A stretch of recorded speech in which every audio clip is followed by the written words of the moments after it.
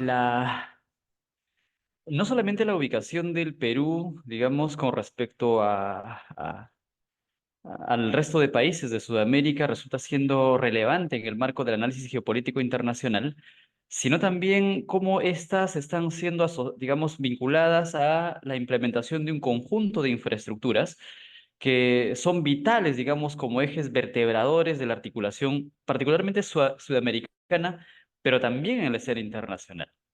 Y para ello elaboré algunas diapositivas que voy a empezar a compartir, eh, pero vamos a hacer una introducción un poco curiosa. ¿Se filtran sonidos? Ya, ahora sí. Y digo que vamos a tener un inicio un poco particular, porque es inevitable, creo yo, y más aún a todos aquellos que tienen la aspiración de ingresar al servicio diplomático de la República, que entendemos que este es el espacio, digamos, en el cual orientamos las actividades para los aspirantes, ¿no? A esta representación, digamos, como funcionarios de la República, ¿no? Y ese elemento que no podemos dejar de lado es la situación interna real, ¿no? Aquellas que están siendo recogidas, por supuesto, en los distintos análisis y documentos oficiales por el Estado peruano, pero también, por supuesto, aquellos análisis que desde otros escenarios, y me refiero a instituciones no necesariamente estatales, pero que también construyen una mirada del Perú respecto a ciertos elementos, ¿no? Y para este tema en particular, he utilizado en principio una información que viene siendo producida con cierta frecuencia por la Pontificia Universidad Católica del Perú. También hay otra institución privada que la produce, pero me parece que el abordaje de la PUC tiene una mayor neutralidad respecto al abordaje de esta otra institución que tiene, por supuesto, un carácter eh, marcadamente político en su abordaje. Y la PUC, como por supuesto parte de la academia en el país, su abordaje, más allá, digamos, de su posición neutral, nos presenta una radiografía de la situación peruana respecto a la infraestructura nacional. Y me refiero especialmente al índice de competitividad regional que produce con cierta frecuencia la Universidad Católica. Y las primeras láminas que voy a mostrar en adelante están referidas al reporte del año pasado. Noviembre del año pasado se presenta este índice de competitividad regional del Perú, en el cual se hace un abordaje de 5 pilares, pero voy a limitarme, por supuesto, al pilar infraestructura, que está vinculado justamente al tema que nos encargaron presentar. Eso por un lado. Y por otro lado, por supuesto, hacer una caracterización de las principales infraestructuras en el país, y es en este escenario, por supuesto, vital entender su localización. O sea, ¿cuál es la distribución espacial de estas infraestructuras?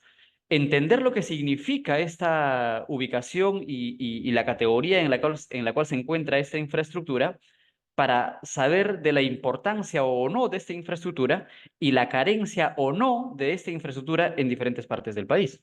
Y aquí es inevitable también que para que todos puedan revisarlo, profundizar un poco sobre el centralismo en el país y los efectos, por supuesto, negativos para el desarrollo de los diferentes departamentos en el país, ¿no? Y vamos a introducirnos ya, por supuesto, a algo que considero de manera particular una infraestructura que rompe, digamos, una posición inicial de hace 2 décadas o un poco más, y me refiero puntualmente a la iniciativa para la infraestructura regional sudamericana, de cómo se establecerían los ejes vertebradores que articularían el Océano Pacífico con el Atlántico para trasladar, por supuesto, de manera bioceánica esa producción que viene desde África o desde Asia vía Sudamérica, y cómo a partir de esta infraestructura en especial se vuelve a reconfigurar o en todo caso a profundizar los ejes vertebradores a lo largo del territorio peruano y cuál es su impacto, digamos, no solamente para Sudamérica, sino para toda América. Y me estoy refiriendo, por supuesto, a Centroamérica y también Norteamérica, ¿no? Y para concluir justamente con aquellos otros proyectos que estarían justamente fortaleciendo la posición peruana como un hub, ¿no? Un centro, digamos, estratégico del comercio mundial. Y empezamos justamente con aquellos elementos internos que todos debemos conocer. Hice mención que la Universidad Católica produce con cierta frecuencia, publica con cierta frecuencia el índice de competitividad regional. Y el documento presentado el año pasado demuestra, pues, estoy seguro que están viendo ustedes el mapa que he extraído de ese documento. Ese documento es de acceso público, el enlace web está en la parte inferior de esta lámina y lo pueden encontrar también en la página de la misma Universidad Católica. Y vean ustedes que de los 5 pilares que analiza la Universidad Católica, entre ellas economía, cuál es la situación económica del país, ¿no? Y las tendencias respecto a sus tasas respectivas, ¿no? Muchos hemos tenido, digamos, un amplio seguimiento, creería yo, respecto al acontecido en las semanas anteriores sobre el índice de pobreza, ¿no? Que digamos, por ciertas razones del Ejecutivo, se decidió postergar una semana su publicación y luego, bueno, el mismo día, dadas las fuertes críticas a escala nacional y de los diferentes sectores, se publicó, digamos, el informe completo, ¿no? La situación económica en el país, digamos, y no es una situación del 2024 o el 2023, ya tiene antecedentes, digamos, de ciertas caídas, pero resulta pues que la economía no marcha bien en los últimos años y eso tiene su correlato, por supuesto, en la situación de la pobreza en el país, ¿no? Y cuando uno vincula, por supuesto, esa situación de la pobreza con respecto a cómo vamos en materia de infraestructura, lo entiende bastante bien, pero hay que articular un conjunto de elementos. Por otro lado, gobierno. Cuán, digamos, respetables, cuán legítimos son las diferentes autoridades que hoy nos gobiernan, ¿no? Estamos hablando de los 3 niveles de gobierno que la Constitución señala: el gobierno nacional, regional y local. Un gobierno nacional con un descrédito innegable, ¿no? Los gobiernos regionales no son una cosa distinta, también tienen, por supuesto, un altísimo rechazo, con ciertas, por supuesto, excepciones, ¿no? Y lo propio sucede a escala local. Cómo los niveles de corrupción con las cuales se vinculan a las diferentes autoridades terminan restándole, por supuesto, fortaleza a las instituciones propiamente y, por supuesto, tenemos que ingresar a hablar sobre el debilitamiento de las instituciones por su falta en la capacidad, digamos, por su escasa o falta o nula capacidad de respuesta ante las diferentes problemáticas sociales. Infraestructura. Y este es el pilar en el cual justamente voy a concentrar mayor atención a las siguientes láminas. Pero podemos adelantar, digamos, en el hecho de que solamente en materia vial, por ejemplo, solamente en materia vial, eh, del 100% de la red vial existente en el país, no llegamos ni siquiera al 15% de redes viales pavimentadas. ¿Y a qué me refiero? Estoy seguro que muchos de los presentes han tenido la posibilidad de viajar por la Panamericana Sur, la Panamericana Norte o la carretera central y pues puede dar fe, la Interoceánica Sur, ¿no? La que articula desde Puno, perdón, Moquegua, Arequipa, pasando por Cusco, Puno y Madre de Dios hacia Brasil, ¿verdad? Vías bellísimas, ¿no? Uno puede, digamos, circular sin ningún problema y con bastante rapidez y fluidez por esas vías, pero esas son excepciones en el país. No se llega al 15% de la infraestructura vial existente en el país, y estas son cifras oficiales, no del sector privado, es cifras del Estado, que se encuentran en situación de pavimentado. Estamos señalando que más de las 3/4 partes de las redes viales existentes en el país se encuentran en situación de no pavimentado, y una aplastante mayoría, por supuesto, en situación de trocha. O sea, solamente pasó la maquinaria aperturando una ruta y no se hizo ningún tratamiento adicional, ¿no? Ya es otro nivel llevar el ripeado para dejarlo, digamos, en una situación de sin afirmar o el afirmado y luego recién llegar a una situación de pavimentado. ¿Cómo podemos garantizar acceso digamos, a ciertos mercados de los productos que que se pueden producir en diferentes partes del país si ni siquiera tienen una forma, una vía que le permita llegar a ese mercado, al menos de escala regional, ¿no? Pero ojo, solamente estoy haciendo referencia al aspecto de infraestructura terrestre vial. Y la infraestructura es digamos, de diferentes tipos, que ahora vamos a ver. Por otro lado, el sector empresarial, empresas. ¿Cómo vamos en términos de empresas en los diferentes departamentos del país? Lo que ven en el mapa del costado es el resultado del índice de competitividad regional de los 5 pilares. Empresas y personas. Y en personas está referida a la calificación, el nivel educativo, digamos, de las personas en los diferentes departamentos del país. Pero el resultado es muy duro, porque resulta que, vean ustedes, lo que figura en color naranja, que es solamente la provincia de Lima, o sea, Lima metropolitana, la provincia de Lima, es la única que se encuentra en mejor situación que el resto del país. Pero esa categoría, digamos, que tiene Lima, en la provincia de Lima, ni siquiera el departamento, la provincia de Lima, que es la que se encuentra en mejor situación que el resto del país, de acuerdo a los análisis de la Universidad Católica, está en la categoría de medio bajo. Medio bajo. Y eso en materia de competitividad regional, se filtra un audio, perdón. En materia de competitividad regional, tener a la capital de la República en una situación de medio bajo, y considerando que esta provincia es la que se encuentra en mejor situación que la del resto del país, ya resulta, digamos, por lo menos preocupante. Y cuando vemos, digamos, el siguiente listado en el cual se incluye a la provincia del Callao, ¿no? Que tiene cierta autonomía, no depende de ningún otro departamento, y le sumamos a esta provincia, ¿cuánto? 6 departamentos. Moquegua, por un lado, Tacna, Arequipa, Ica, el departamento de Lima y el departamento de La Libertad, todos departamentos litorales, todos departamentos costeros, 6 departamentos que se encuentran en una situación de muy bajo. O sea, con la excepción de Moquegua, digamos que por ciertas diferencias se encuentra en situación de bajo. O sea, Moquegua en bajo y los 5 restantes en muy bajo, en términos de competitividad regional. Y los otros 18 departamentos del país, los 18 restantes departamentos del país, se encuentran en una situación de extremo bajo. Este es un análisis de la academia, la Universidad Católica. Mencioné que hay otra institución privada que también hace un análisis de competitividad regional, pero que he notado, digamos, que en sus distintas publicaciones tiene una carga política detrás donde se puede distorsionar un poco ese abordaje.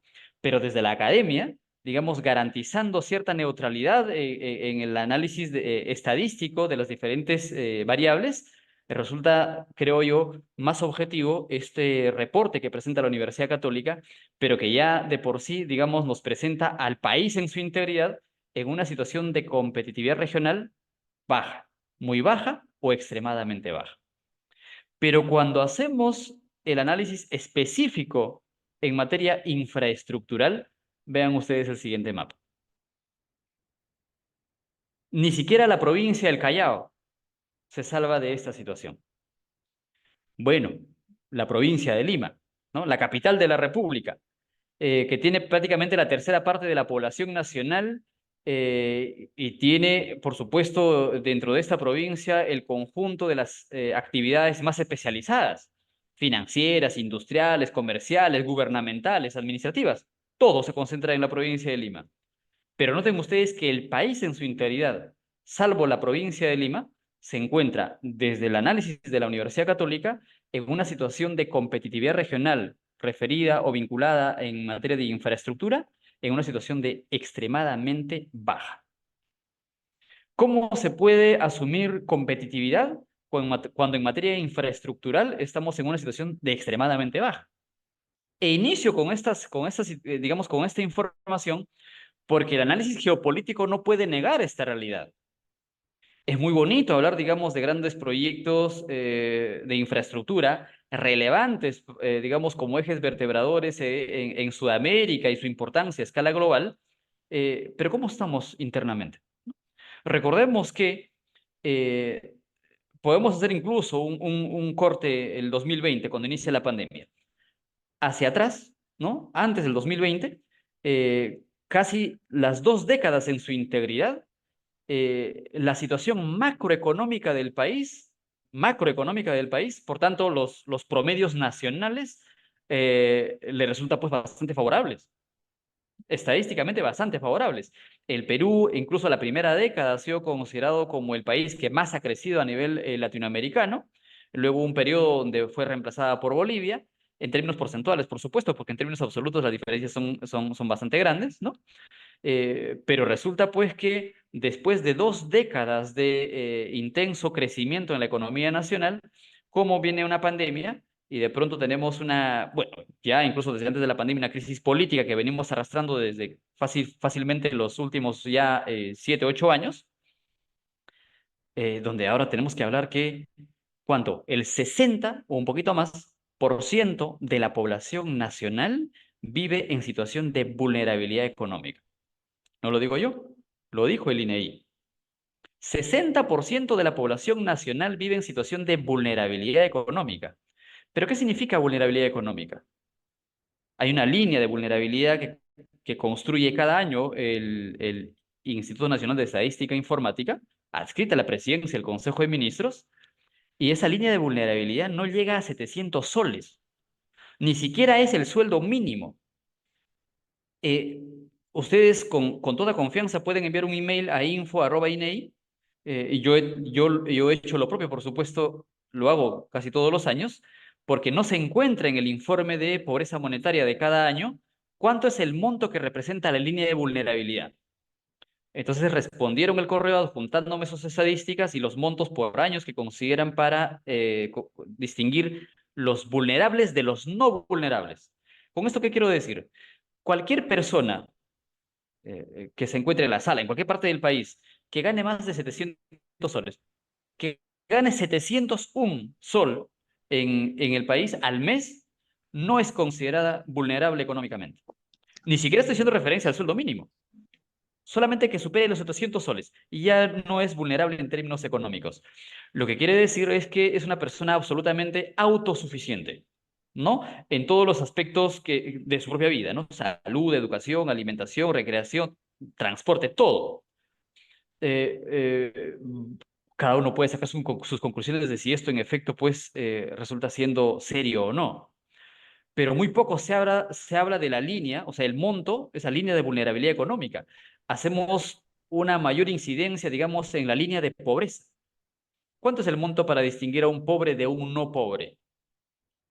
¿Cuánto es el monto, esa línea de pobreza, la línea de pobreza extrema? ¿Cuánto es el monto que se considera para distinguir a un pobre de un pobre extremo?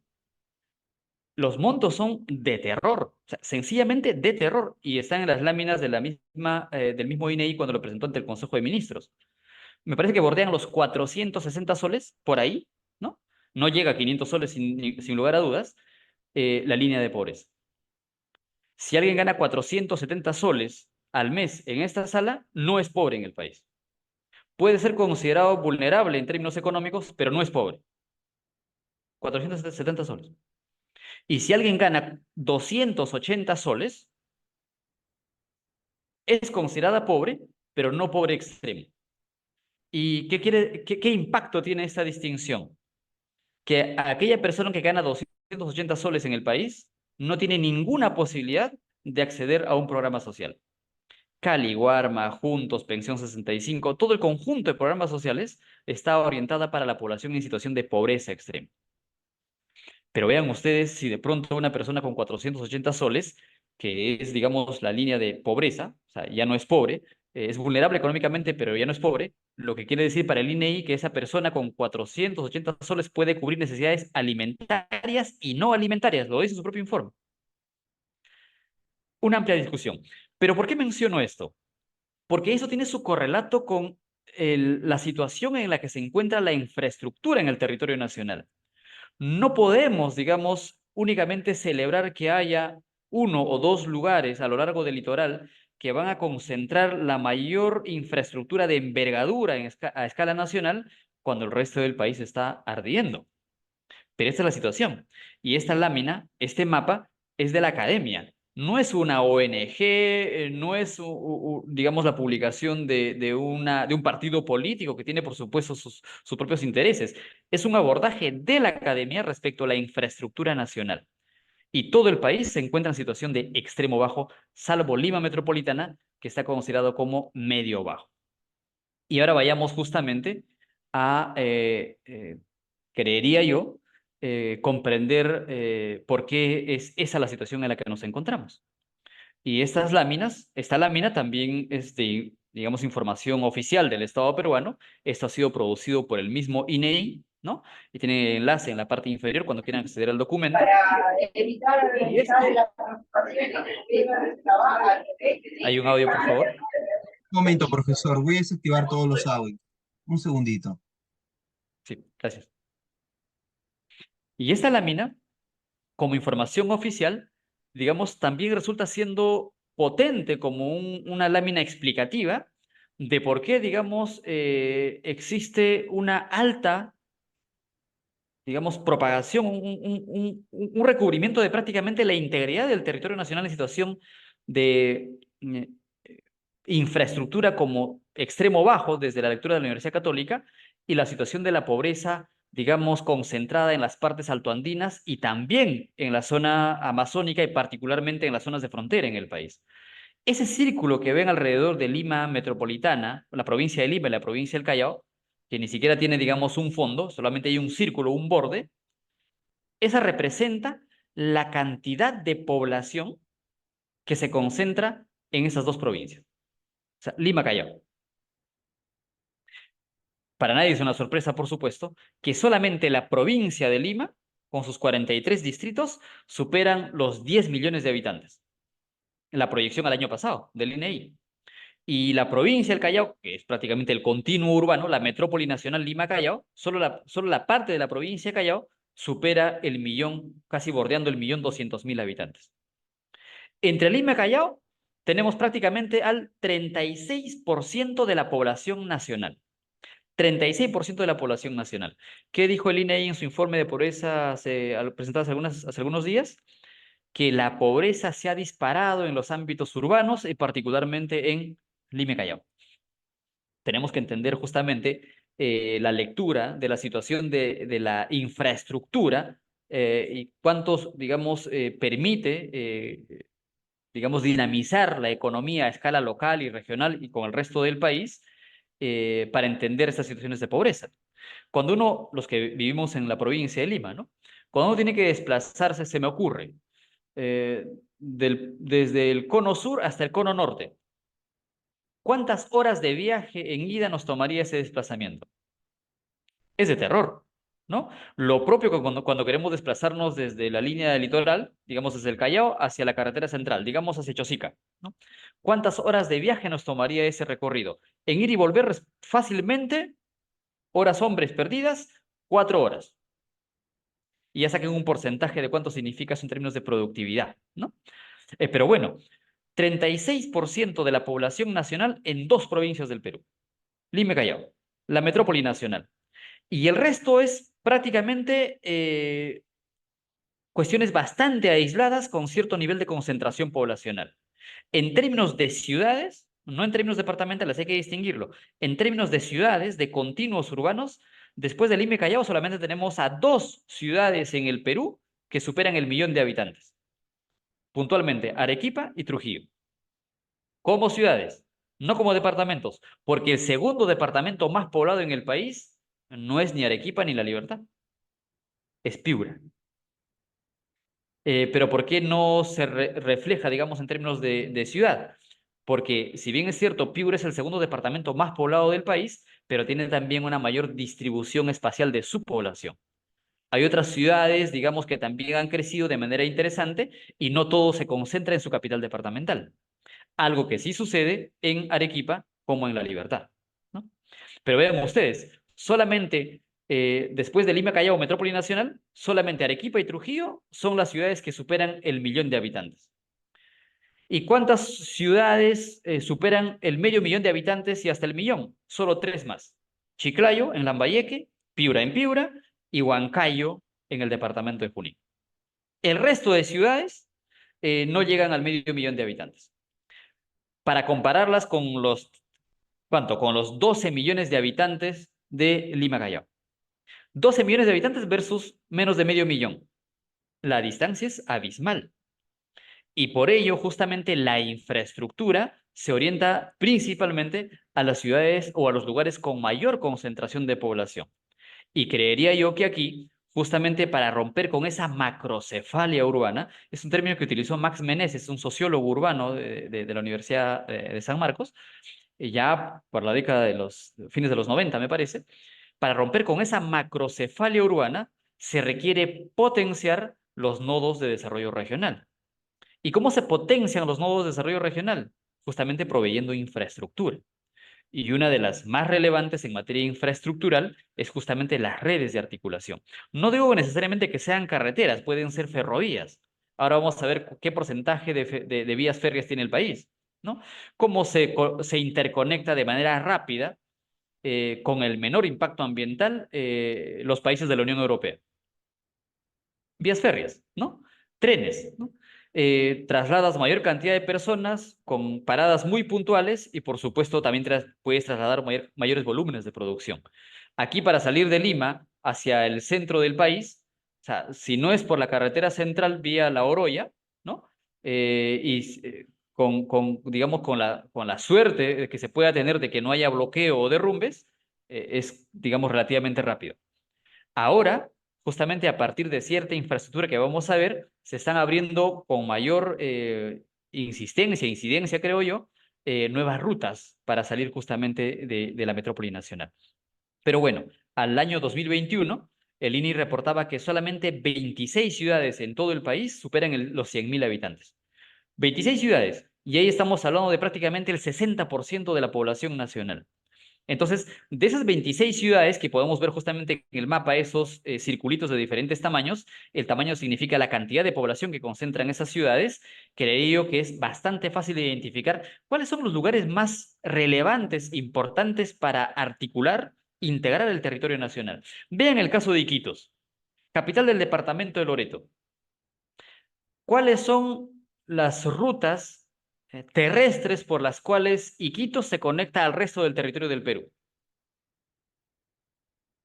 Año 2024. Más de 2 siglos de vida republicana. La respuesta es ninguna. Iquitos no se conecta a estas alturas por vía terrestre con el resto del territorio nacional, el departamento de Loreto en su integridad. Pero no olvidemos que el Perú es un país también amazónico, andino-amazónico, y también, por supuesto, marítimo, ¿no? Antártico también. Eh, y por tanto, reconociéndonos un país amazónico, tenemos por supuesto que reconocer también que nuestra conectividad es por supuesto multimodal. Y esa conectividad multimodal significa garantizar, digamos, el aprovechamiento sostenido, ¿no? Cuidando también, por supuesto, el impacto ambiental y el uso adecuado, y creería yo cada vez más intenso de las redes fluviales. La conectividad a lo largo de la Amazonía peruana es fluvial, ¿no? ¿Cómo se traslada la producción y la población desde Pucallpa, capital del departamento de Ucayali, hasta Iquitos, capital del departamento de Loreto? Por el río Ucayali. Y la producción que se traslada entre ambas ciudades de manera fluvial implica el uso de embarcaciones de gran calado. O sea, los que han tenido la oportunidad de navegar por el río Ucayali u otros ríos importantes en nuestra Amazonía peruana, puede dar fe de barcos de varios pisos surcando el río Ucayali, el río Amazonas, el río Marañón. O sea, ese es el Perú. O sea, tenemos que conocer justamente esta enorme diversidad del territorio peruano para entender la necesidad de la infraestructura en estos lugares. Algo que no debemos perder de vista, porque el análisis geopolítico es un elemento a considerar, porque también ahí se garantiza, digamos, el entendimiento de ese reconocimiento del Perú como un país mega diverso, es la extensión del territorio peruano. En toda la Unión Europea, en toda la Unión Europea, no hay un solo país que tenga el tamaño del Perú. Ni uno solo. Y en Europa, y no solamente la Unión Europea, y en Europa, excluyendo, por supuesto, a Rusia, que es euroasiático, ¿no? Excluyendo a Rusia, el único país en toda Europa que tenía, digamos, la posibilidad de considerarse un poquito más de la mitad del territorio peruano, ni siquiera el tamaño del territorio peruano, un poquito más de la mitad del territorio peruano era Ucrania. Y digo era porque justamente con estas pérdidas territoriales que vienen sucediendo en los últimos años de la mano de Rusia, Ucrania no sería el país, digamos, más grande en toda Europa. Me parece que sería Alemania o Francia, las dos. Pero bueno, Ucrania era el único país que podía tener un poquito más de la mitad del territorio peruano, para entender la dimensión en términos territoriales de lo que es el Perú. Y por supuesto, Perú es considerado uno de los 19 países más extensos del planeta. Uno de los 19 países más extensos del planeta, un país mega diverso, y por supuesto hay muchísimos estudios, y uno de los que más recuerdo es un geógrafo francés que ha dedicado su vida a los estudios andinos, Oliver Dolphius. Él, en una de sus publicaciones sobre territorios andinos, señalaba que sobrevolando el Perú de norte a sur en un día, recorría 84 de las 104 o 114 zonas de vida que existen en el planeta. Es por ello que cuando uno viaja a diferentes partes del mundo, si ya recorrió el Perú, realmente no encuentra, digamos, cosas novedosas, porque ya las vio y ya las vivió en el país.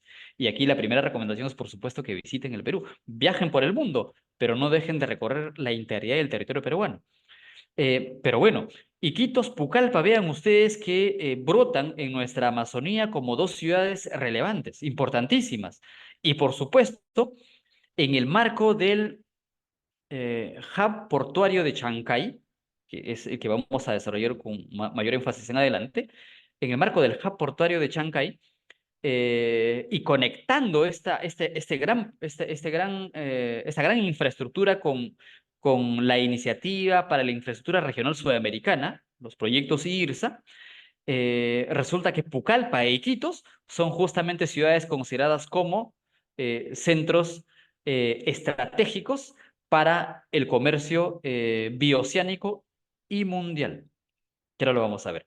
Pero bueno, este mapita ayuda a entender justamente esa alta concentración de población, dado creería yo, el exceso de centralismo que genera macrocefalia urbana en el territorio nacional, algo que debe corregirse para garantizar el desarrollo sostenido de la integridad de los departamentos del país. En tanto subsista esta situación, créanme que va a ser bastante complicado de superar, digamos, brechas de desigualdad, desarrollo infraestructural y, por supuesto, la situación de pobreza. Y para justamente dejar marcada esa preocupación, digamos, por el exceso del centralismo en el país, ven esta lámina, ¿no? Las estadísticas están publicadas en las páginas del INEI. No, puede ser no tan bonita los colores utilizados. He construido yo este diagrama de barras. Pero vean ustedes que solamente la provincia de Lima, y aquí está separada la provincia de Callao. La provincia de Callao está en la cuarta ubicación. Pero solamente la provincia de Lima resulta pues que es la que aporta prácticamente el 37% del PBI en el país. Y si le añadimos Lima Callao, o sea, la metrópoli nacional, estamos hablando de más del 40% del PBI que aportan dos provincias en el país. Y la pregunta que debe brotar con mayor naturalidad es, y en efecto, la provincia de Lima, sus 43 distritos, ¿no? Y la provincia de Callao tiene una envidiable riqueza que no tiene el resto del país? ¿O por qué es la que más aporta al PBI nacional? Curioso, ¿no? Bueno, ya son cuestiones estadísticas, más jurídicas, de dónde se registran las empresas, pero finalmente terminan produciendo en Arequipa, en Apurímac, en Cusco, en Moquegua, ¿no? Pero los reportes a la contribución económica nacional figuran en el IME. Es otra discusión que tiene que realizarse, porque esto resulta, eh, digamos, también siendo bastante discutible, ¿no? Pero vean ustedes que la diferencia es abismal con el resto del segundo departamento que más aporta al PBI nacional. 40% versus el 5%, es 8 veces la diferencia. Y si extraemos, por supuesto, a las dos provincias, Lima y Callao, de este análisis, prácticamente todas las barras estarían muy cercanas entre sí. Y el departamento, excluyendo a Lima y Callao como provincias, el departamento que más aportaría al PBI nacional es Arequipa, seguido de La Libertad, seguido de Ancash, Cusco, Piura, Ica, y luego recién el resto de provincias del departamento de Lima, para ver, digamos, la situación en la que nos encontramos en términos de, el centralismo y cómo eso termina perjudicando también unas lecturas respecto a su aporte al PBI nacional, ¿no? Entonces vayamos ahora sí puntualmente a infraestructura. Y quiero empezar justamente con el sector aeroportuario, porque en esta misma lógica de lo que sigo considerando un gravísimo daño al país, que es el centralismo, ¿no? Recordemos que tenemos más de 2 décadas en el marco del proceso de descentralización. Hemos salido de la dictadura de los 90. El año 2000 hubo un gobierno de transición, Valentín Paniagua. El 2001 inicia Alejandro Toledo la presidencia de la República y van a encontrar desde el 2001 a la fecha un larguísimo listado de normas, leyes, decretos supremos, un distinto cuerpo normativo vinculados al fortalecimiento del proceso de descentralización en el país. Incluso hubo un periodo, puntualmente el año 2005, en el que se convocó a referéndum para la conformación de las primeras regiones en el país. Y aquí, y puede ser un tema de discusión para otro día, en este momento, año 2024, el Perú no tiene regiones. No hay que confundirlas con gobiernos regionales, son cosas distintas. Las regiones como circunscripciones político-administrativas aún no han sido constituidas. La Constitución señala el procedimiento. Es por ello que el año 2005 se realiza el referéndum para crear las primeras 5 regiones en el país. ¿Y qué creen? En todas ganó el no. O sea, a la fecha no se ha constituido ninguna región político-administrativa en el país, pero subsisten los gobiernos regionales que vienen administrando circunscripciones departamentales. Pero vean ustedes que ese proceso de descentralización que tiene, digamos, más de 2 décadas, creería yo, en el papel, ¿no? A la fecha no ha tenido efectivamente su correlato con el desarrollo del resto de departamentos del Perú. Y brotan, por supuesto, preguntas sencillas, rápidas, que nos ayudan a afirmar eso, ¿no?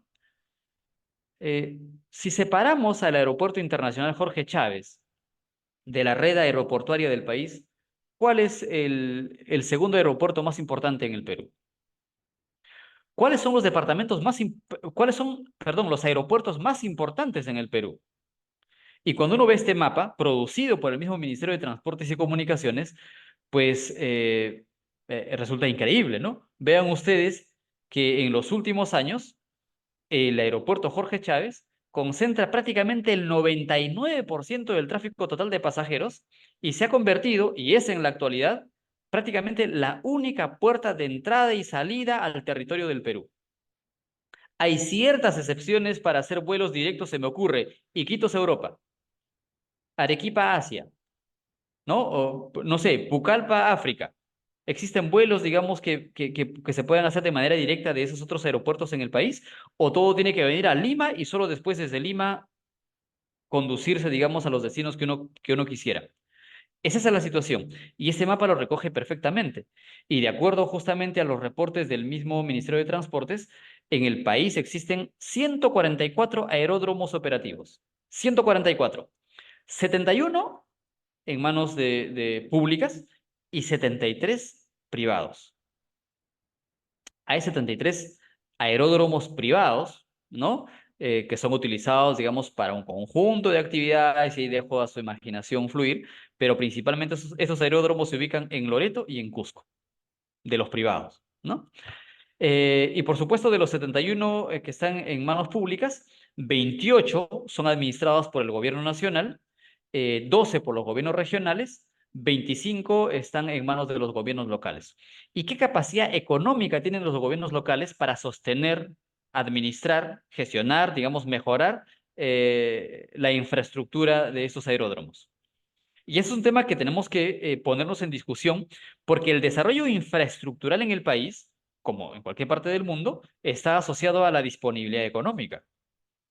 La descentralización sin transferencia efectiva real del dinero, o sea, de los recursos, para garantizar el cumplimiento de las funciones o competencias ya transferidas, no es descentralización. Ya hay artículos que hacen referencia a la descentralización centralista. Un tema que hablaba yo ya hace algunos años, pero hay artículos que se están produciendo en esa misma línea. La forma como se ha venido descentralizando el país en los últimos años, evidentemente, dicen algunos autores, que ha estado orientado a fortalecer el centralismo en el país. Bueno, después del aeropuerto Jorge Chávez, resulta que el Velasco Astete en Cusco es el más importante, el segundo más importante.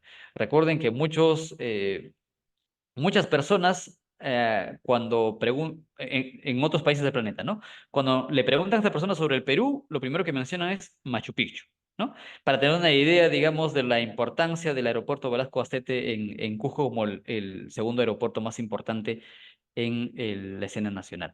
Pero bueno, es un tema que también se tiene que desconcentrar, hacer que los aeropuertos garanticen, digamos, un flujo más intenso de personas y mercaderías, por supuesto.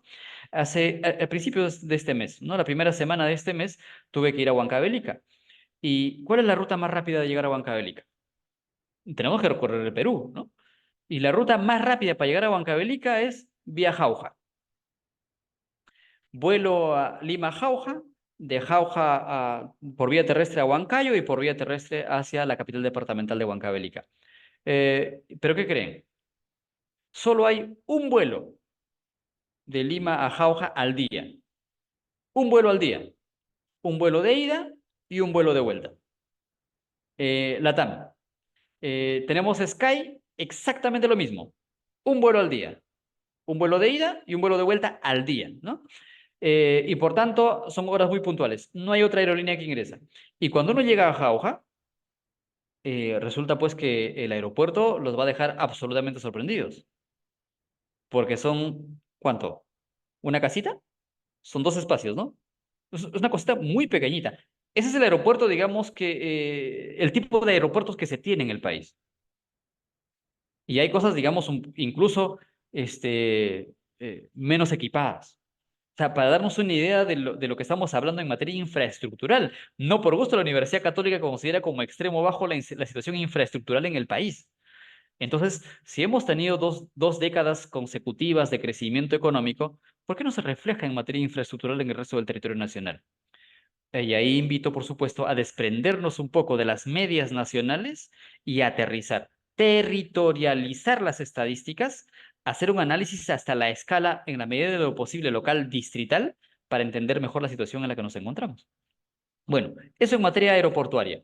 En materia de infraestructura vial terrestre, cuando uno ve el mapa de la izquierda, ¿no? El territorio del Perú y todas esas líneas, uno puede decir, pero qué belleza, ¿no? Se puede llegar a cualquier parte del Perú, al menos a lo largo de la costa y en las zonas altoandinas y alguna parte de la Amazonía. Y bueno, gran parte de la Amazonía no hay líneas, ¿no? Ni roja, ni verde, ni naranja, o claro, las tonalidades de naranja, que son las redes viales terrestres. Y por tanto, ¿qué? ¿En esas partes no puedo llegar? En efecto, no puedo llegar. Pero incluso así, concentren su mirada en el departamento de Loreto y vean, hay unas líneas verdes que van de Iquitos hacia Ecuador, ¿no? Y se bifurca hacia el Ecuador y hay una que va hacia Amazonas y uno de frente hacia el Ecuador, ¿verdad? Y luego tenemos una línea roja que va de Iquitos hacia Colombia. Bueno, esas líneas no existen, son proyectos y tienen como proyectos más de una década. Y cuando vemos de Iquitos un poquito hacia el sur, que es Requena, hay una línea verde que va hacia el Brasil, hacia Colonia Angamos. Esa línea tampoco existe. Es proyecto y tiene más de una década como proyecto. Vamos hacia Pucallpa. En Pucallpa hay una línea roja que va hacia el Brasil y también una línea verde que también va hacia Brasil y luego un poquito hacia el sur, hacia Atalaya, capital de la provincia de Atalaya, y luego hacia Brasil, esa línea verde, esas líneas tampoco existen. Es una imagen del MTC. Y así como estas que estoy mencionando que no existen, muchas de estas líneas que figuran en este mapa no existen. Son proyectos, ¿no? Eh, pero digamos, hagamos el esfuerzo mental de quitar todas esas líneas de color verde y tonalidades de naranja. Quedémonos con las rojas. Y cuando nos quedamos con las rojas, resulta pues que en efecto, digamos, no es que haya muchas vías, ¿no? Y esas rojas son consideradas vías de carácter nacional. Hay tres jerarquías: vías nacionales, departamentales y vecinales. ¿En qué se distinguen estas categorías? En quién las administra, quién se encarga de gestionarlas. Las vías nacionales los administra el Ministerio de Transportes, las vías departamentales los administran los mismos gobiernos regionales y las vías vecinales los administran las municipalidades provinciales. Si nos quedamos con las rojas, eso quiere decir que esas vías rojas, que son la Panamericana Norte y Sur y las líneas transversales que ingresan en ciertas partes del Perú hacia los Andes, son responsabilidad del gobierno nacional. Eso no quiere decir que las rojas sean vías asfaltadas, porque hay muchísimas vías que, siendo de carácter nacional, son trocha, para que se den una idea, ¿no? Y esto no lo digo como una situación teórica. Yo he trabajado 4 años en el Ministerio de Transportes, tengo más de una década en el Consejo de Ministros, sé perfectamente de lo que estoy hablando. Muchas vías consideradas con la categoría de vías nacionales son trocha, o afirmadas, bueno, o sin afirmar, o en el mejor de los casos, afirmadas. Por supuesto, hay un amplio porcentaje de que son asfaltadas, pero ¿cuánto representa estas vías nacionales de la integridad de las vías en el territorio nacional? Y justamente el cuadrito del medio nos ayuda a entender mejor ese panorama. Vean ustedes que, eh, y remitámonos únicamente a la fila del total, ¿no? Tenemos una primera columna de pavimentadas, las no pavimentadas y el total, y al costado las proyectadas. Dejemos solo las proyectadas y quedémonos en lo que existe, ¿no? Como infraestructura vial. Y resulta, pues, lo que señalaba hace un momento, ¿no? 17,9, menos del 20%. Redondeamos, 18%. El 18% de las vías existentes en el país son pavimentadas. Más del 80% de las vías que existen en el país no son pavimentadas. Lo que quiere decir es que se encuentran en situación de afirmada, sin afirmar o trocha. Y para cada una de estas situaciones en las que se encuentran, todavía podemos hablar de su estado de conservación: bueno, regular, malo o muy malo. Pero vean un detalle más. De ese 82% de las vías no pavimentadas, eh, ¿qué nivel de gobierno tiene la responsabilidad de la mayor cantidad de esas vías? Y figura ahí donde dice jerarquía del SINAC, del Sistema Nacional de Carreteras. En lo último dice vecinal, ¿no?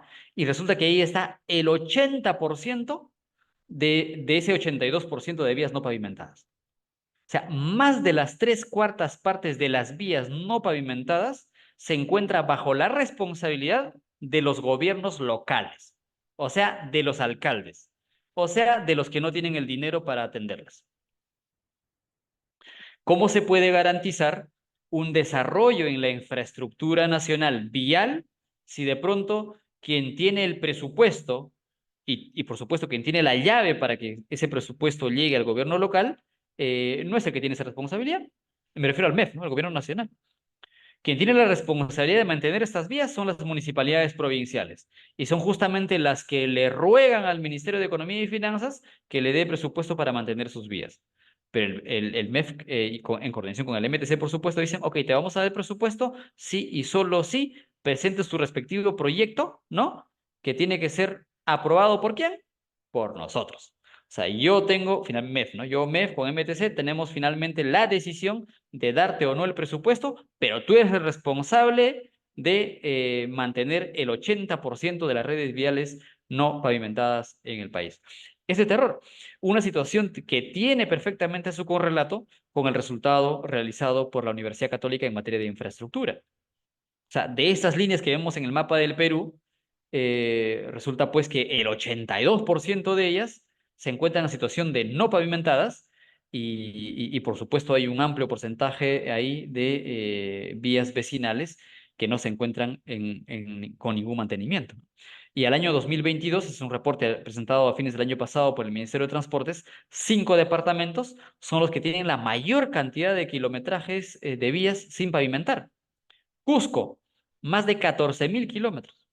Cajamarca, bordea una cifra similar, 13.000 kilómetros, Puno 10.000, Junín 10.000, Ayacucho 10.000, el accidente que sucedió hace pocos días muy cerca de Ayacucho, ¿no? Más de 10.000 kilómetros de vías sin pavimentar. Y lo que sucedió fue en una vía, digamos, en relativo estado de conservación aceptable. O sea, para tener una idea de cuán delicada es la situación en otras partes del Perú, ¿no?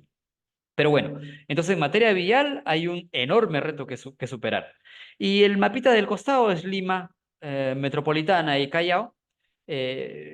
Las líneas que ven en diferentes colores son, prácticamente todas son proyectos, excepto el verde. El verde es el metro, ¿no? Que une desde San Juan del Urigancho, me parece va hasta Villa El Salvador, ¿no? Es la única ruta que funciona ya hace algunos años. eh, y no hay, digamos, otra, salvo lo que se inauguró el año pasado, un tramito bastante pequeño que funciona me parece que Santa Anita y parte de Ate, ¿no? Del metro subterráneo, ¿no? Salvo esos dos rutas, las otras líneas que figuran en el mapa para Lima Metropolitana y Callao siguen siendo proyecto, para entender justamente el resultado de la Universidad Católica respecto al nivel medio-bajo para la provincia de Lima y muy bajo para la provincia del Callao. O sea, no hay, digamos, una forma rápida de articular el norte con el sur ni el este con el oeste en la capital de la República. Ahora, en materia de ferrovías, ¿no? Vías férreas. Eh, hay solamente, por supuesto, una parte recortada del territorio del Perú, que es el sur, porque es el único lugar en el territorio peruano donde existen vías férreas. Y resulta que de las vías férreas existentes, el 78% de las vías férreas públicas ya están concesionadas. Y estamos hablando del ferrocarril que va desde el Callao hasta el Huancayo, el que une Cusco con Arequipa, ¿no? Bueno, Cusco Machu Picchu para empezar, ¿no? También la que se encuentra en Lima, también está concesionada, son vías férreas públicas concesionadas. Y hay un porcentaje muy pequeño, menos del 10% de vías férreas públicas no concesionadas. Y esa está referida al Tren Macho, que une Huancayo-Huancavelica, solamente a ciertas horas, ¿no? del día. Y la que ha entrado en funcionamiento hace poquito, la de Arica con Tacna, ¿no? Eh, y por supuesto, hay también un porcentaje que supera el 12% de vías férreas privadas que son utilizadas particularmente, digamos, para producción de cemento andino, en este caso, la de Sauder en el sur del Perú, y también, por supuesto, para el transporte de metales en Cajamarquilla, ¿no? Estoy seguro que han escuchado o leído, ayer o hoy han anunciado, digamos, la construcción del nuevo tren que articularía Lima con Ica, por ejemplo, ¿no? Me parece interesante, me parece altamente positivo, pero creo yo que el enorme reto es articular de manera transversal el Perú. Me parece que la conectividad norte-sur en la costa, de un modo u otro, es lo mejor que tiene el Perú ya. El detalle es cómo garantizar que el flujo de mercancía y de personas desde el oriente peruano al occidente peruano sea más fluido. Y para esto creo yo, insisto, que las vías férreas son las mejores opciones con menor impacto ambiental. Vamos a ver cuestiones más adelante al respecto. En materia, digamos, portuaria, y aquí reitero, no olvidemos que el Perú también es un país amazónico. Y como país amazónico tiene una enorme cantidad de ríos navegables. Y por tanto, la infraestructura portuaria no solamente es marítima, sino también es fluvial. Y no olvidemos que el Perú comparte uno de los lagos más importantes del planeta, que es el lago Titicaca, una cuenca endorreica, la cuenca del Titicaca, ¿no? con Bolivia, y por tanto también existe infraestructura portuaria lacustre. Entonces, tenemos ese tres tipos de infraestructura portuaria: marítima, fluvial y lacustre, ¿no? Pero cuando uno ve el gráfico de la derecha, tráfico de carga, digamos, por terminal portuario, es increíble, ¿no? Vean ustedes que Callao, el puerto del Callao, el puerto más importante del Perú, está muy, muy distante del segundo puerto más importante en el país, que es Matarán, en Arequipa, ¿no? Y estamos hablando de un tráfico de carga que supera los 30 millones ¿no? En el periodo 2015-2021 con respecto a Matarani, que bordea los 5 millones, ¿no? O bordea poco más de los 5 millones. 6 veces la diferencia del tráfico de carga. Para entender la relevancia, digamos, de, el puerto del Callao, y nuevamente creo yo un problema del centralismo nacional. Tenemos lugares increíbles, ¿no? Con muy buena ubicación para consolidar puertos, digamos, que repliquen la situación del Callao y por supuesto, promuevan el desarrollo de otros departamentos desde el litoral y, por supuesto, irradien esa situación hacia las partes andinas y también amazónicas del Perú, pero con esa situación que arrastramos a años, ¿no? Definitivamente no pareciera tan cercana, digamos, la situación de promover infraestructura portuaria en otra parte del país.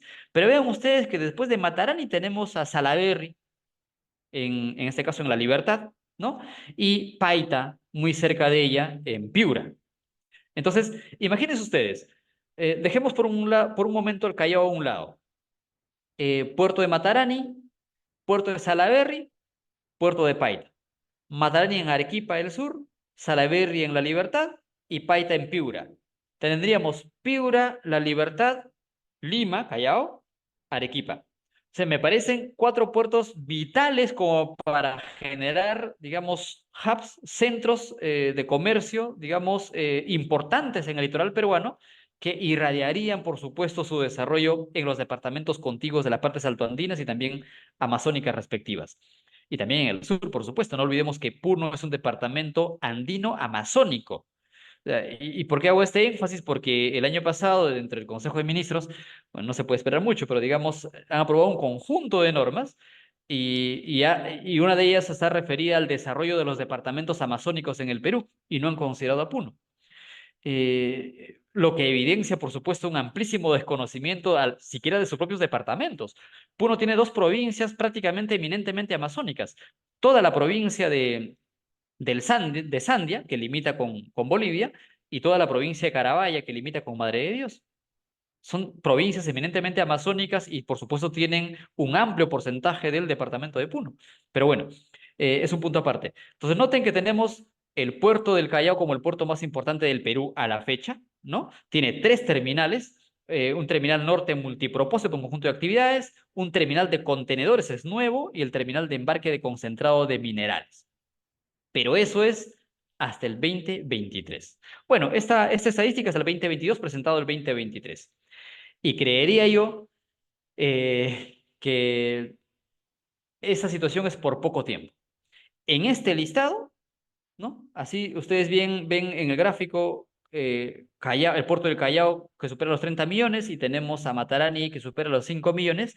Creería que es cuestión de tiempo, sí, y creería que va a ser bastante corto el tiempo donde ahí aparezca, por supuesto, los chinos le dicen Shanghai, ¿no? No es Shanghai, para ellos es Shanghai, ¿no?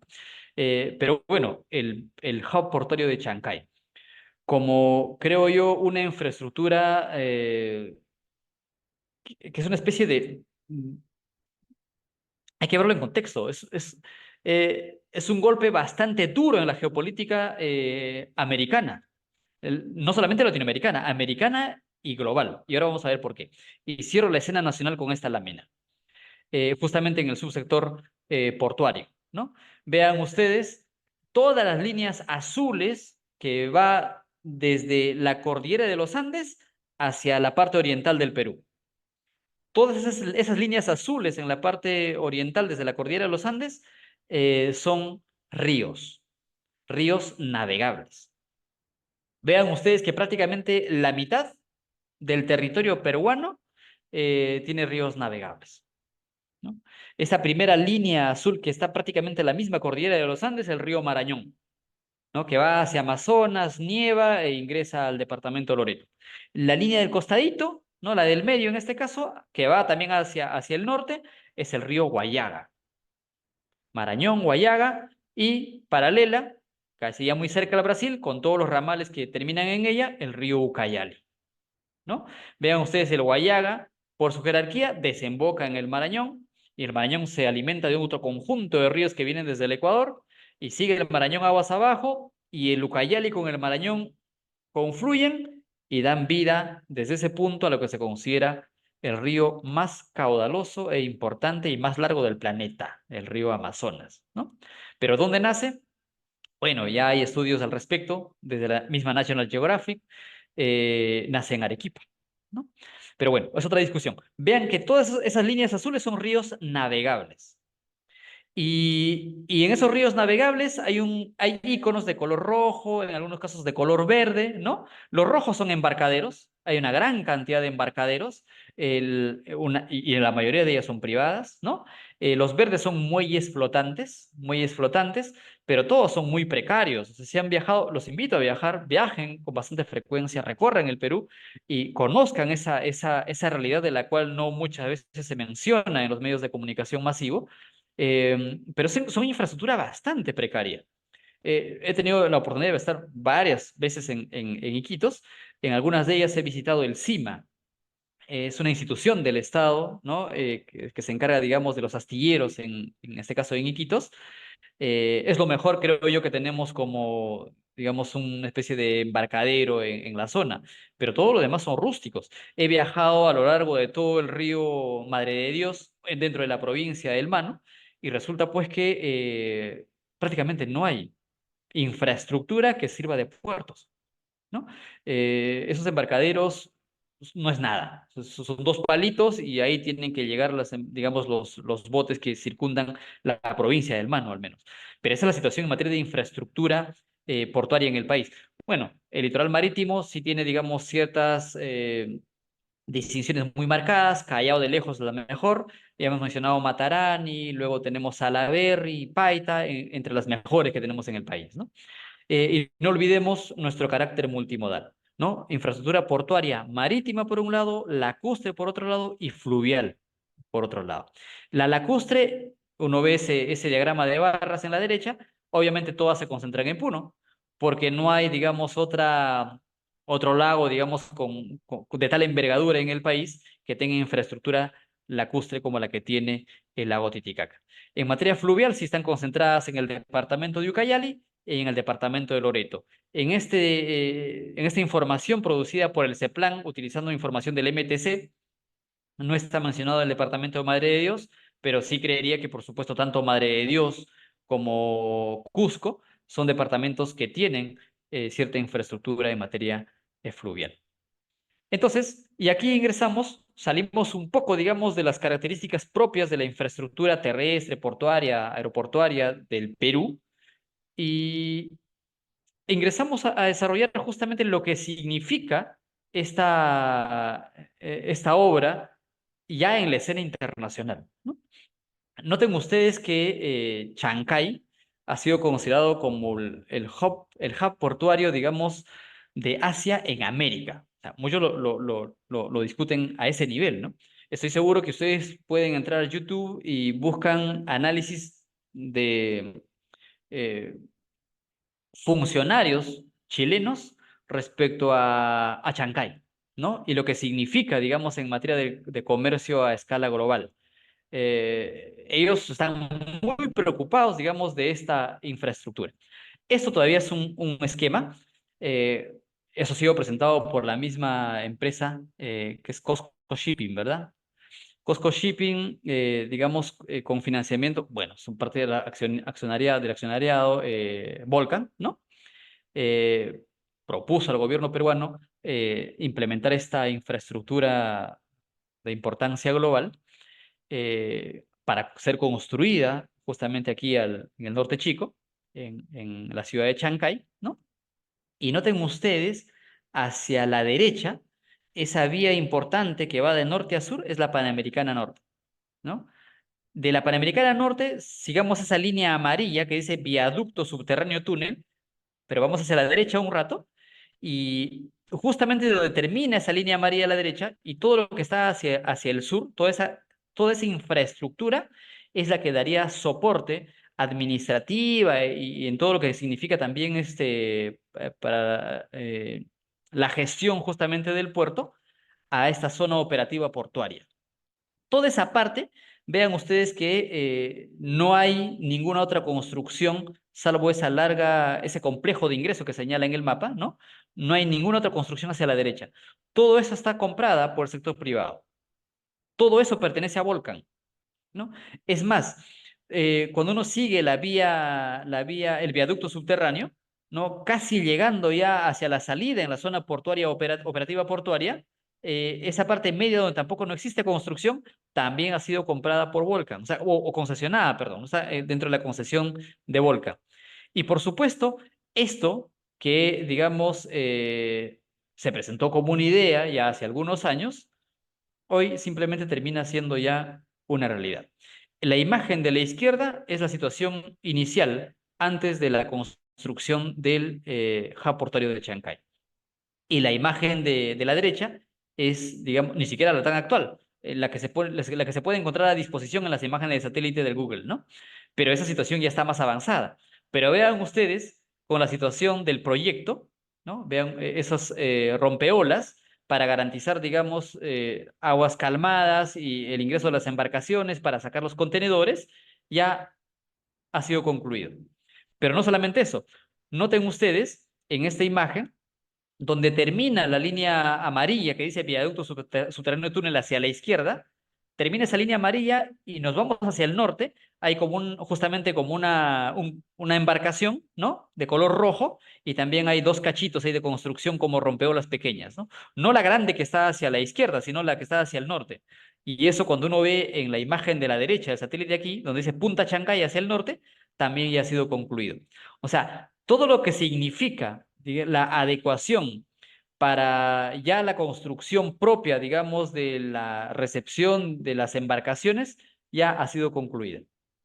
Entonces, es más, estoy seguro que han escuchado que a fines de ese año estaría visitando el presidente chino el Perú para inaugurar el puerto de Chancay. Pero, ¿qué significa el puerto de Chancay en materia de infraestructura, no solamente para la escena nacional, dada la realidad que ya desarrollé, sino en la escena internacional? Y esta lámina ha sido presentada por la misma empresa, ¿no? COSCO Shipping. Eh, este megapuerto de Shanghái eh, va a tener la capacidad de atender portacontenedores más grandes del mundo. O sea, los portacontenedores más grandes del mundo no pueden calar, digamos, no pueden llegar a cualquier puerto. Shanghái va a tener esa capacidad. Pero para darnos una idea más clara, esos portacontenedores ni siquiera pueden atravesar el canal de Panamá. ¿Por qué? Porque estos portacontenedores tienen un calado que supera los 15 metros y el canal de Panamá no tiene esa profundidad. O sea, estos portacontenedores pueden surcar el canal de Suez y otros lugares, pero no pueden pasar por el canal de Panamá. Por tanto, tienen que hacer un viaje directo de Asia hacia América para no ir por Europa y pasar por el canal de Panamá. No hay otra forma de llegar. Tienen que hacer un recorrido directo de Asia hacia América, ¿no?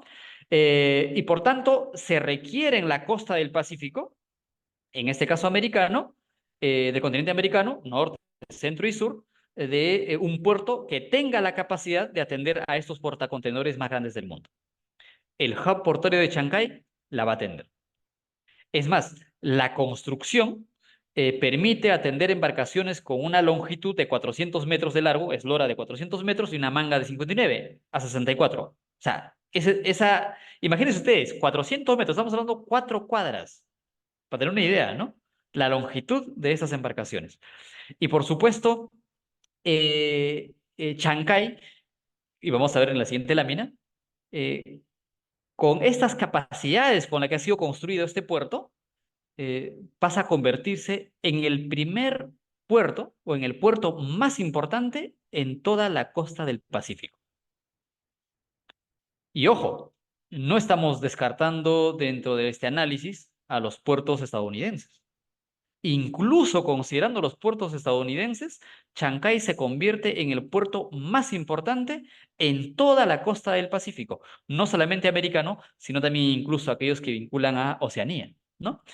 Y justamente en la parte inferior está el artículo del cual extraigo esta información, y por supuesto corroborado con otra información adicional que figura en Internet, vean este listado de los 15 puertos más importantes en el planeta.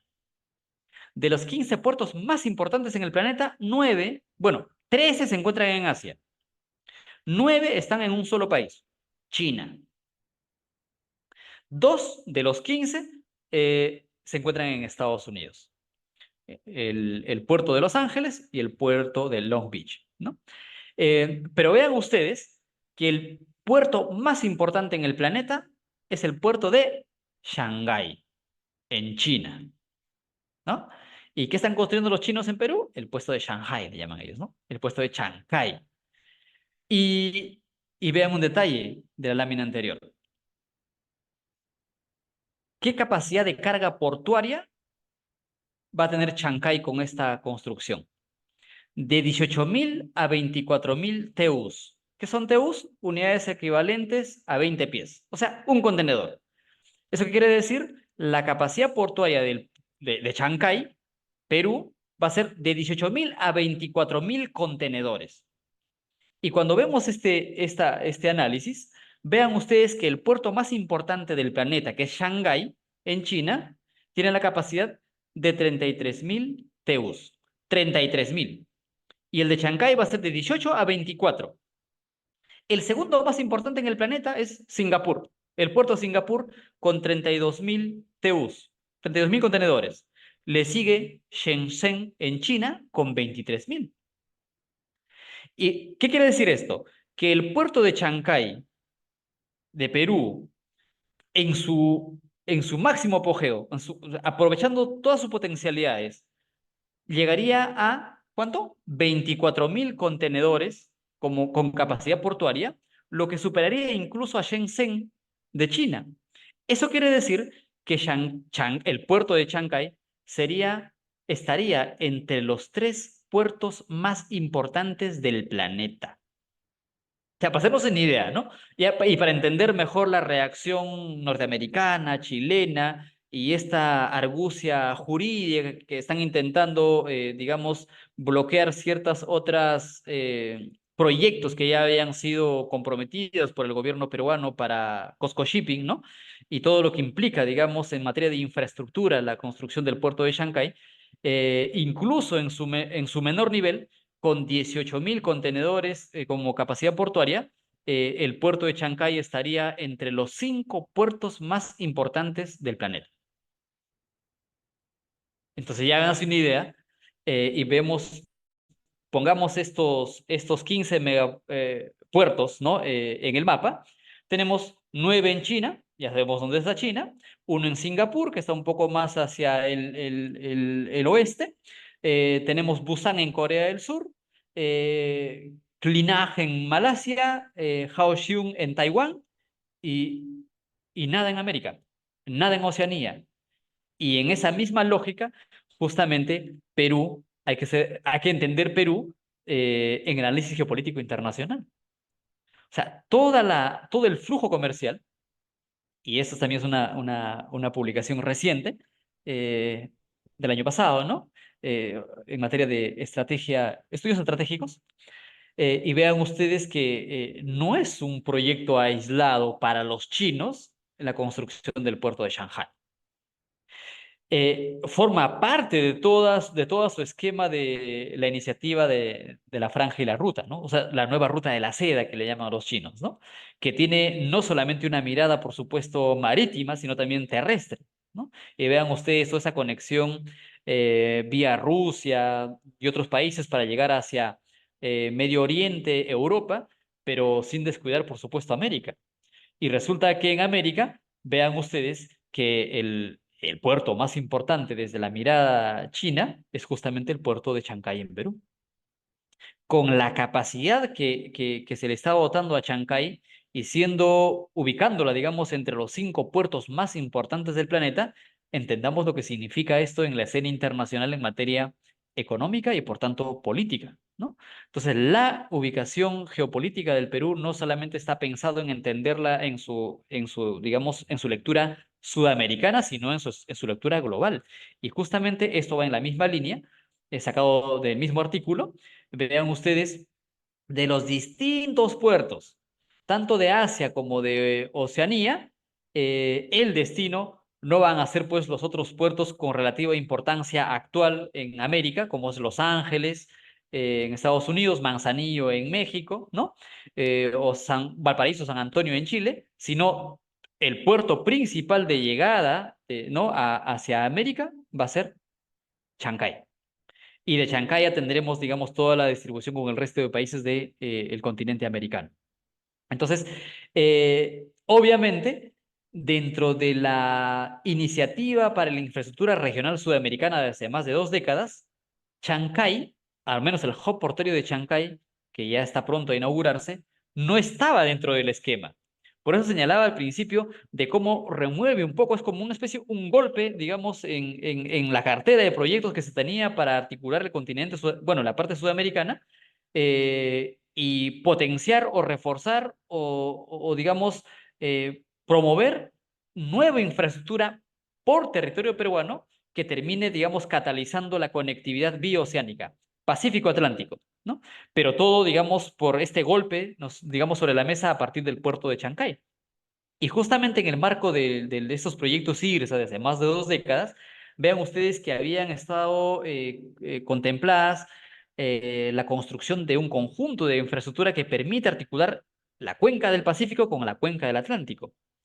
Y en el marco justamente de esta iniciativa para la infraestructura regional sudamericana, IRSA, hay una agenda de proyectos de infraestructura y al menos 6 de ellos estaban vinculadas al Perú, entre ellas las interoceánicas, sur, centro y norte. La interoceánica sur ya está en pleno funcionamiento hace varios años.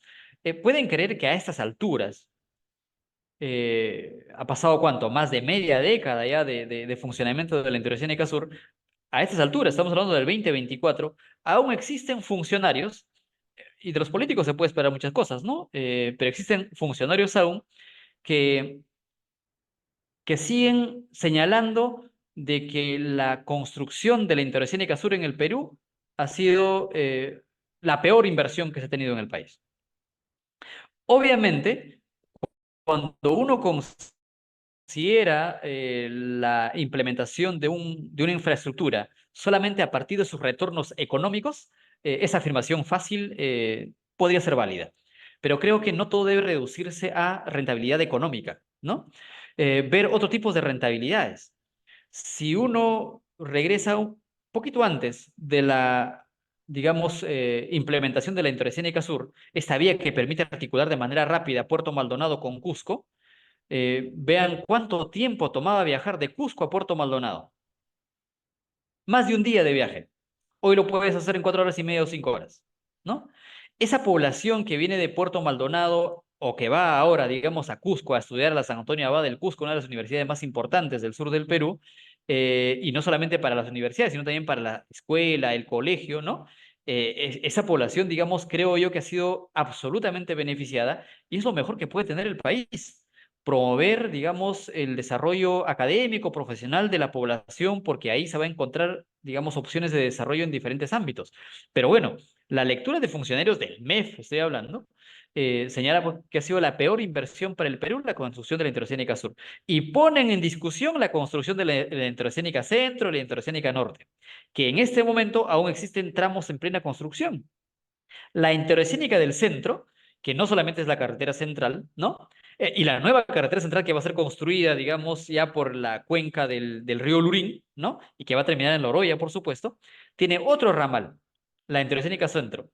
Es la que va justamente por Churín, Ollón, Daniel Alcides Carrión, Yanahuanca, en el departamento de Pasco, ingresar a la provincia de Ambo, en Huánuco, y salir por Tingomaría e ingresar hacia Pucallpa, en el departamento de Ucayali. Y cuando uno ve este mapa de hace 2 décadas, en el marco de la iniciativa para la infraestructura regional sudamericana, cómo articular el Pacífico con el Atlántico con infraestructura que vincule a los países involucrados, vean ustedes que tanto, obviamente Lima, sin discusión alguna, pero vean ustedes Pucallpa, Yurimaguas, Iquitos, Paita, figuran como centros logísticos para el comercio bioceánico dentro de Perú, entre otras ciudades, pero ellas figuran. Y justamente en esa misma lógica, cuando uno pone sobre el mapa, a otra escala, por supuesto, ¿cómo llego de Lima a Ollón? porque por ahí es el ramal de la Interoceánica Centro. Para llegar de Lima a Ollón, ¿paso por dónde? Por Chancay. O sea, paso por Chancay, ingreso, por supuesto, por Huaura, ¿no? Ingreso a Sayán y subo a Ollón y luego ya a Yanahuanca, Ambo, Huánuco. Y por tanto, desde Chancay, sin necesidad, digamos, de que todo siga desarrollándose en Lima o Callao, teniendo un hub portuario como la que ya se tiene en Chancay, créame que entre Chancay y Lima, esa explosión demográfica, esa explosión, digamos, de crecimiento urbano y de desarrollo, creería yo, industrial, comercial y tecnológico, va a ser muy potente, muy fuerte en el corto tiempo en esta parte del norte chico en el Perú, ¿no?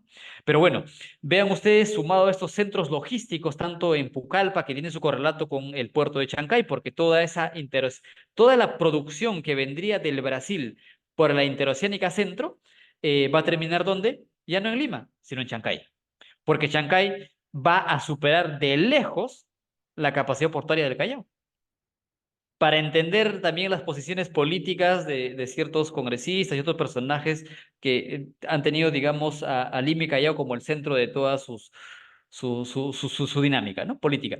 Pero bueno, en el marco de esta agenda de proyectos de infraestructura, sumado a las interoceánicas, también ha estado la construcción de las hidrovías considerando que somos un país, digamos, también amazónico y por tanto de carácter multimodal, la conectividad fluvial requiere de infraestructura portuaria fluvial y dentro de ella mejorar el calado y el ensanchamiento de los ríos navegables en la Amazonía peruana es fundamental.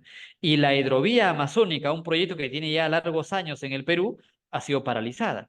Y ha sido paralizada porque digamos, han brotado voces entiendo yo, de las comunidades nativas, pero sin descuidar, por supuesto, de organismos no gubernamentales eh, que han puesto en discusión, digamos, el impacto ambiental de la construcción de las hidrovías amazónicas, ¿no? El detalle es, y algo que no lo digo yo, lo dice el diagnóstico para la política del desarrollo de fronteras, ¿no? ¿Quién lo elabora? El Ministerio de Relaciones Exteriores. ¿Y quién se encarga justamente en materia, digamos, de cooperación internacional en el Perú? La APSI, ¿no? La Agencia Peruana de Cooperación Internacional, que también elabora una de las políticas nacionales que está bajo la responsabilidad de Relaciones Exteriores, que me refiero a la Política Nacional de Cooperación Técnica Internacional. ¿Qué dice la Política Nacional de Desarrollo de Fronteras?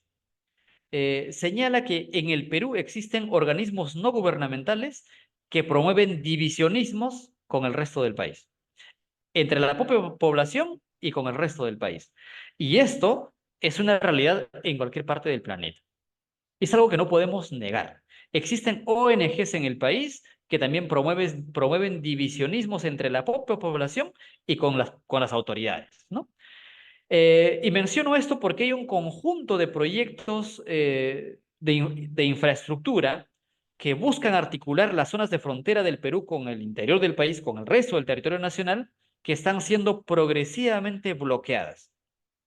Hasta este momento, año 2024, para llegar de Iquitos, capital del departamento de Loreto, a San Antonio del Estrecho, capital de la provincia de Putumayo del departamento de Loreto, ¿cuánto tiempo de viaje nos toma trasladar producción y grandes volúmenes digamos, una gran cantidad de personas, digamos, eh, para ser transportada de San Antonio del Estrecho a Iquitos? ¿Cuántos días de viaje creen ustedes que nos toma esto?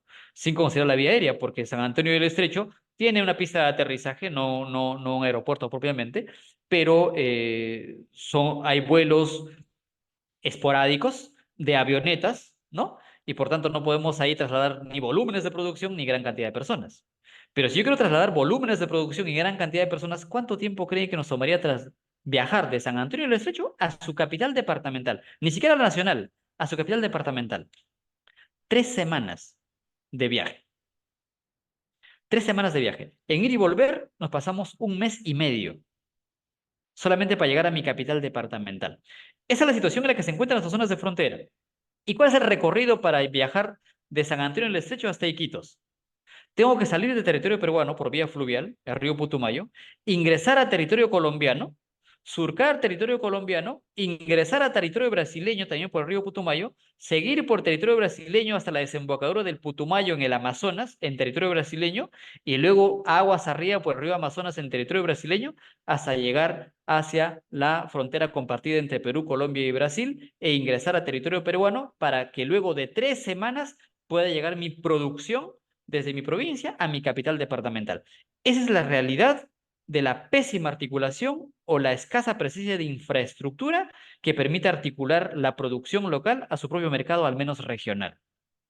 De construirse una vía directa, que existe la posibilidad de Iquitos a San Antonio del Estrecho, esas 3 semanas se reducirían a horas de viaje. ¿Y por qué no se construye? Si tenemos hace más de una década proyectos que buscan la construcción de una carretera ahí.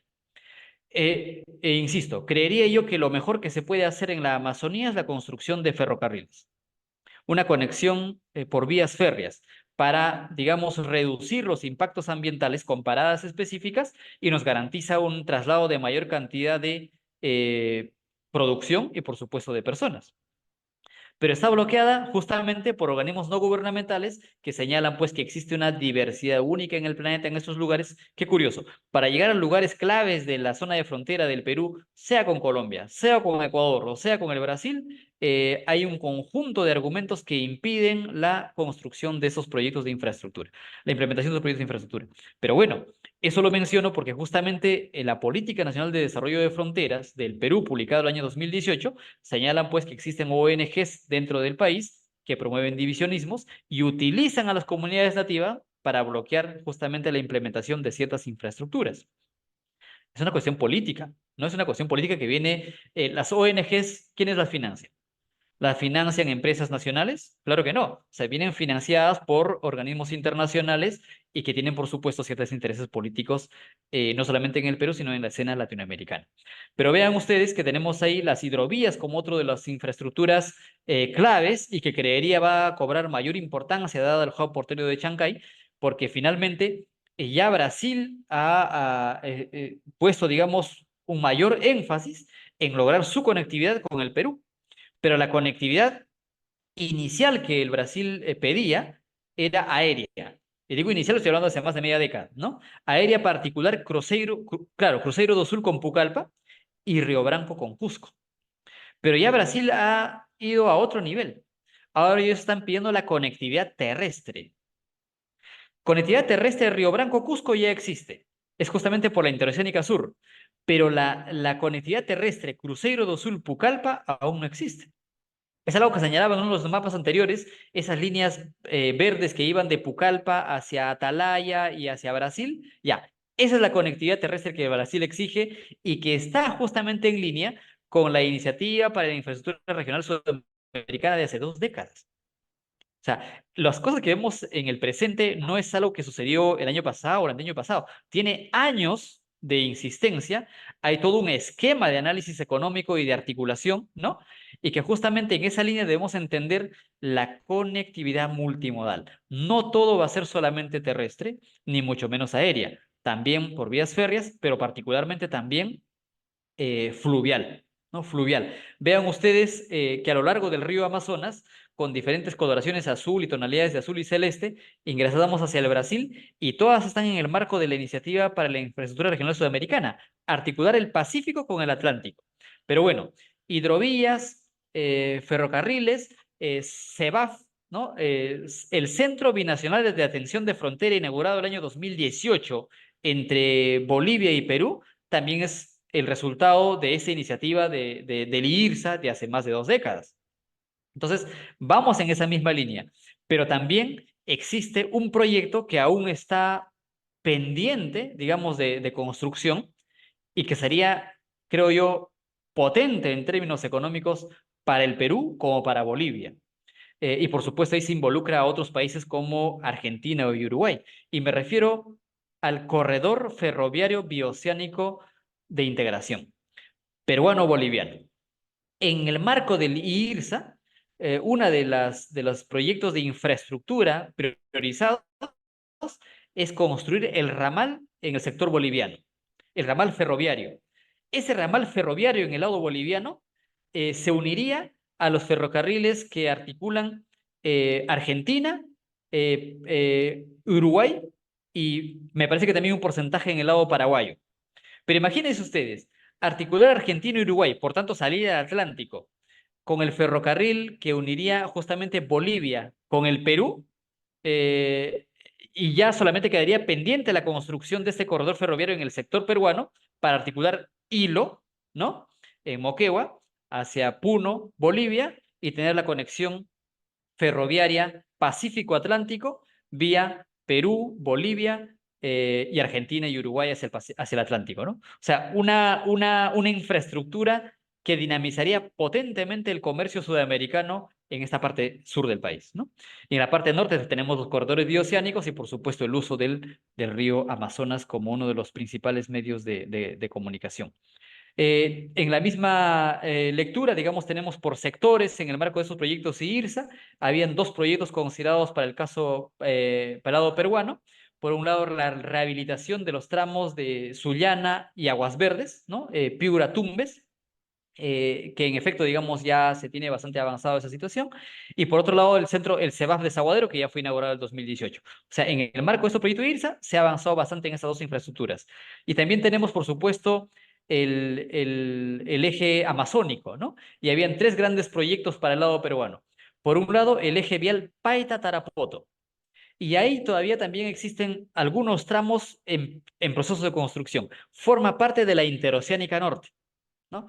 La Interoceánica Centro, la que mencioné, la que va por Ollón, Yanahuanca, Ambo, en este momento hay tramos en construcción ¿por qué empresas creen ustedes? Chinos, ¿no? Están en todas. La central hidroeléctrica de Chajlla en Huánuco ha sido comprado por los chinos, ¿no? El puerto de Chancay está siendo construido por los chinos.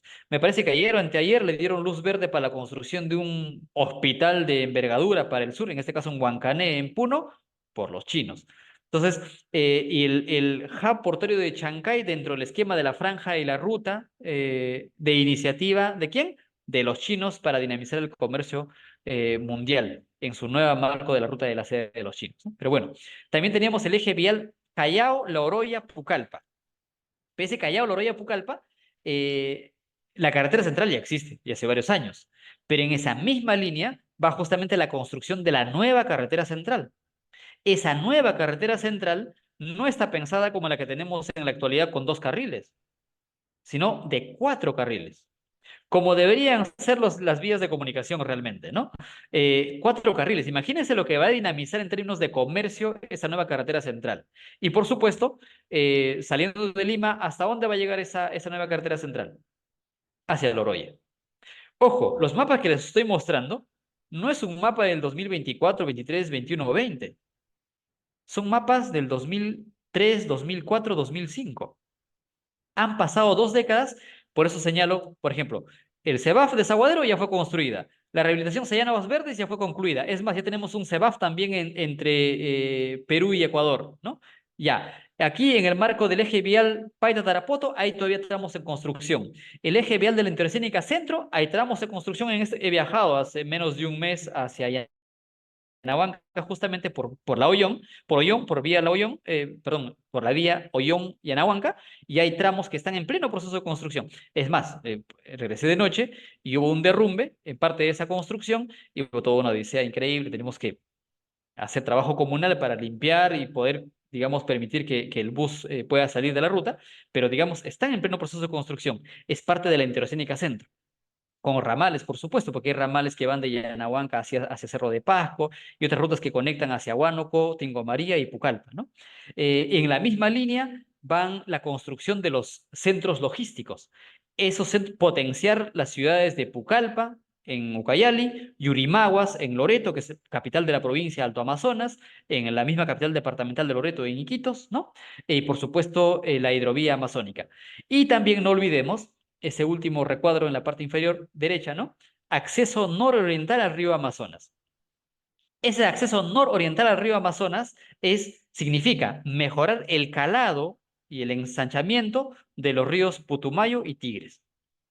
¿no? El Putumayo es la frontera entre Perú y Colombia, y la que va por Maynas, ¿no? Es un río que articula desde Ecuador directamente hacia Iquitos, ¿no? Que son ríos importantes y que curiosamente en la parte norte, digamos, del Perú, ahí existen lotes petroleros, ¿no? Cuando uno escucha, digamos, con cierta frecuencia las comunidades nativas han tomado los lotes petroleros en Loreto, ya, se refiere justamente a esa zona.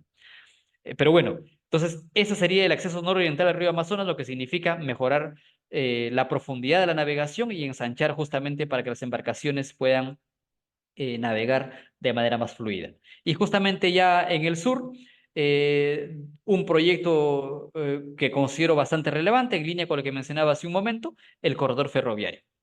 Ese corredor ferroviario a ser construido en Bolivia y que la articularía, digamos, lo que estaría operando entre Argentina, Uruguay y también Paraguay, ya prácticamente sería, digamos, el punto final como para que Perú termine, digamos, por decidir la implementación de una vía férrea, digamos, con buenas características, que una hilo hacia Bolivia y nos permita hacer uso de la red ferroviaria que ya existiría en la otra margen, digamos, de la cordillera de los Andes y nos permita sacar y, obviamente, recibir producción desde la cuenca del Océano Atlántico. Y para cerrar esta presentación, recuerden que en al menos Latinoamérica, incluyendo México, por supuesto, eh, Brasil resulta siendo pues el país, sin lugar a dudas, con mayores ventajas, ¿no? No por gusto Brasil integra los BRICS, ¿no? Brasil tiene, digamos, una fuerte presencia, digamos, en la escena global y su posición, ¿no? Su abordaje, digamos, político, tiene influencia a escala internacional. Y justamente el Brasil ha, viene insistiendo cada vez con más frecuencia articular vía Cruzeiro do Sul, ¿no? Portobelo, Cruzeiro do Sul hacia Pucallpa. Esa conectividad terrestre, créame que generaría, digamos, un detonante, digamos, catalizador del desarrollo económico de la zona centro-oriente del Perú. Porque ya en este momento, digamos, ya está en pleno proceso, digamos, la construcción de la nueva carretera central. Se encuentra en pleno proceso de construcción ramales de la Interoceánica Centro vía Ollón, ¿no? La construcción de este hub portuario en Chancay creería que también permitiría concluir ciertos tramos pendientes de las partes altas de la provincia de Huaral para llegar hacia el bosque de rocas de Guayay en Pasco y tendríamos prácticamente cuatro rutas. La nueva carretera central, la actual carretera central, la vía Canta, van tres, la vía Huaral, van cuatro, la vía Ollón.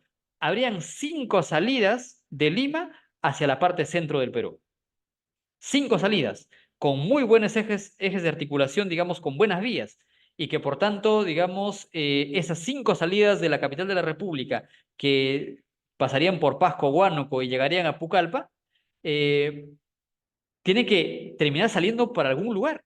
Y la única ruta desde Pucallpa es por Iquitos, o sea, de manera fluvial. Al sur de Pucallpa es solamente navegable. ¿Y a dónde vas? A Atalaya. ¿Y Atalaya a dónde vas? Hasta Cusco. O sea, todo solamente en el Perú. Eso tiene que salir hacia la cuenca del Atlántico. Y para salir a la cuenca del Atlántico, ese corredor que está exigiendo Brasil con bastante frecuencia, Portobelo, Cruzeiro do Sul, Pucallpa, resulta siendo cada vez más relevante. Y creería que es inevitable. Es algo inevitable y que justamente en esa inevitabilidad, ¿no? Quizá no tan cercana, deberíamos pensar en los menores impactos ambientales que deberían generar esas redes y creería que lo mejor en este escenario sería justamente las vías férreas que permita una mayor capacidad de traslado de personas y también de mercancías, ¿no? Bueno, muchísimas gracias.